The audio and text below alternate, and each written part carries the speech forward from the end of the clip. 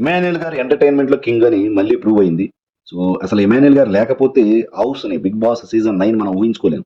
So అవి చెప్తున్నప్పుడు మనం ఎస్పెషలీ ఆ జ్యోతిష్యం చెప్తున్నప్పుడు అక్కడ కూడా కళ్యాణ్ అండ్ తనుజ గారి మధ్యలో బాండింగ్. సో ఇప్పుడంతా కళ్యాణ్ తనుజ గారి మధ్య వాళ్ళ మీదే మొత్తం గేమ్ అంతా నడుస్తున్నట్టు ఉంది. సో తనుజ గారు చేయి చూసి కళ్యాణ రేఖ అని అనటం.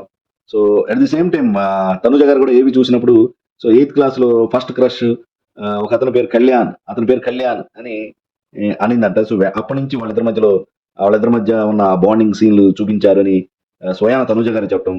సో ఈ జ్యోతిషంలో కూడా సో కళ్యాణ్ నువ్వు ఒక వ్యక్తిని ఇదవుతున్నావు, సో సక్సెస్ అవ్వచ్చు అని చెప్తుంటే సో ఇండైరెక్ట్ గా తనుజ అండ్ కళ్యాణ్ గారి యొక్క బాండింగ్ గురించి ఎమాన్యుయల్ గారు చెప్తుంటే మీరు క్లోజ్ షాట్ లో మన తనుజ గారి యొక్క